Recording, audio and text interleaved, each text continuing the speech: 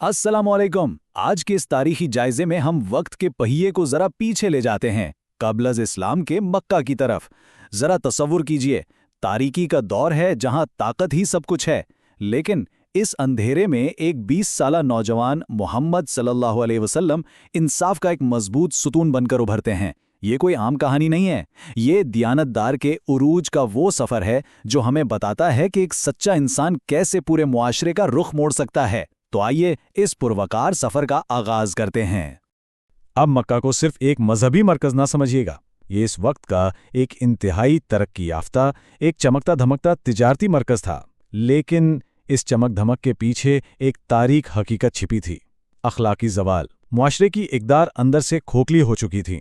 कबायली ताकत का ऐसा नशा था कि गरीबों और कमजोरों के हुकूक तो जैसे किसी को याद ही नहीं थे। बस जिसकी लाठी उसकी भैंस, ये कानून बन चुका था। एक तरफ तो शाम और यमन से बड़े बड़े तिजारती काफिले आ रहे हैं, बाजार मालो दौलत से भरे पड़े हैं, कारोबार अपने उरूज पर है। लेकिन दूसरी तरफ जरा निज़ामे इंसाफ को देखिए, वो कितना कमजोर था। अगर कोई गरीब या बाहर से आने वाला मुसाफिर लुट जाए तो उसे बचाने वाला कोई कानून नहीं था। ताकतवर कबाइल जो चाहते करते। बज़ाहिर एक अमीर शहर, लेकिन इंसाफ के लिहाज से बिल्कुल गरीब। और फिर इसी पस मंजर में एक ऐसा वाकया होता है जिसने सब कुछ बदल दिया। काबा के साए में एक ऐसा इंसाफ की एक खुली फरियाद गूंजती है। हुआ कुछ यूं कि एक यमनी ताजिर अपना सामान बेचने मक्का आया। एक बाअसर और ताकतवर मुकामी शख्स ने सामान तो ले लिया, मगर कीमत देने से साफ इनकार कर दिया। अब वो गरीब मुसाफिर जाए तो कहां जाए? जब किसी ने मदद न की तो वो काबा के करीब खड़ा हुआ और इस जुल्म के खिलाफ अपनी आवाज बुलंद की। ये वो दर्दनाक पुकार थी जिसने मक्का के सोए हुए जमीर को झंझोड़ कर रख दिया। ये फरियाद रायगा नहीं गई। इस पुकार ने मक्का के कुछ इंसाफ पसंद और गैरतमंद खानदानों के दिलों पर गहरा असर किया। उन्हें एहसास हुआ कि अगर इस जुल्म को आज न रोका गया तो कल ये आग सबके घरों तक पहुंचेगी।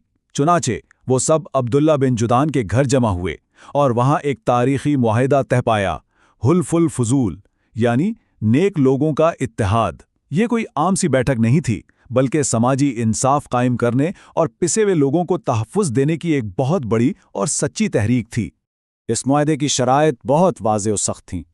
तय ये पाया कि आज के बाद किसी पर जुल्म नहीं होने दिया जाएगा।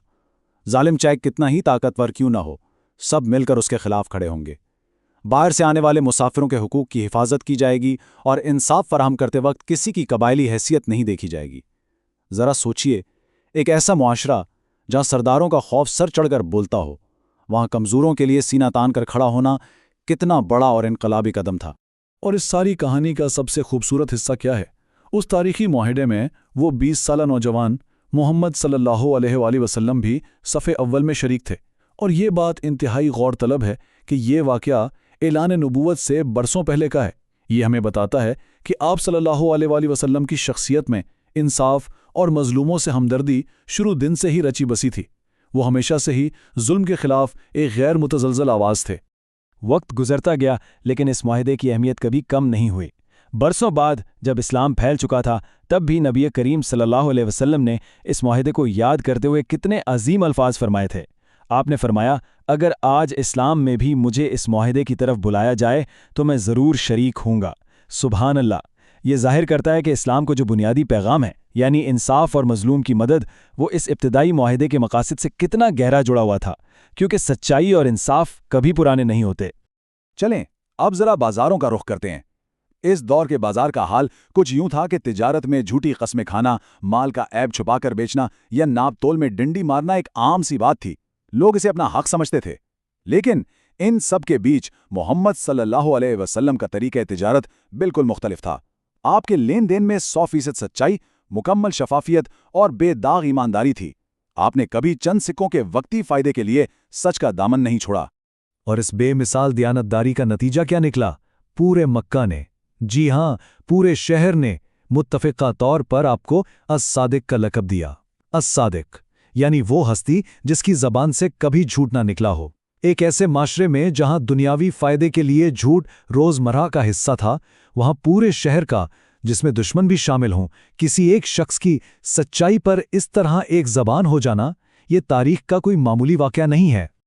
और इसी तरह एक और अजीम लक़ब जो आपकी पहचान बना, वो था अल अमीन, یعنی مکمل ایماندار۔ مکہ کے لوگ، حتیٰ کہ وہ لوگ جو آپ کے سخت ترین مخالف بھی تھے، اپنا مال اور قیمتی چیزیں بے فکر ہو کر محمد صلی اللہ علیہ وسلم کے پاس امانت رکھواتے تھے۔ چوری اور دھوکے کے اس دور میں وہ ایک ایسے تنہا اور سچے محافظ کے طور پر جانے جاتے تھے جن پر آنکھیں بند کر کے بھروسہ کیا جا سکتا تھا۔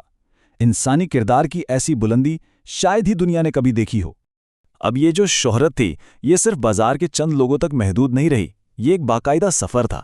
پہلے مارکیٹ میں دیانتداری کی ایک بے مثال روایت قائم ہوئی، پھر آہستہ آہستہ ہر گھر، ہر گلی، پورے شہر کی زبان پر الصادق اور الامین کے چرچے ہونے لگے، اور پھر یہ شاندار خبر مکہ کے سب سے اعلیٰ اور معزز طبقے تک بھی پہنچ گئی، کیونکہ سچائی کی خوشبو کو پھیلنے سے کوئی دیوار نہیں روک سکتی۔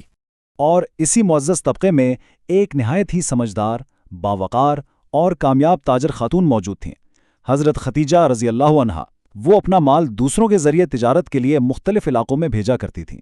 ظاہر ہے انہیں ایک ایسے امانت دار کی تلاش تھی جو ان کے مال کی حفاظت کرے۔ جب انہوں نے محمد صلی اللہ علیہ وسلم کی اس غیر معمولی سچائی، دیانتداری اور لوگوں کے اٹل اعتماد کے بارے میں سنا تو انہوں نے فیصلہ کیا کہ وہ اپنی تجارت ان کے سپرد کریں گی، اور یہاں سے تاریخ کا ایک نیا اور نہایت خوبصورت باب شروع ہونے جا رہا تھا۔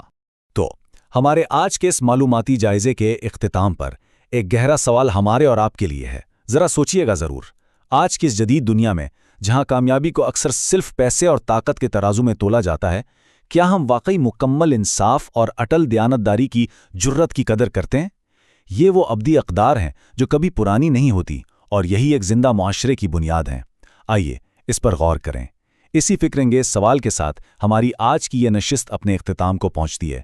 اپنا بہت خیال رکھیے گا۔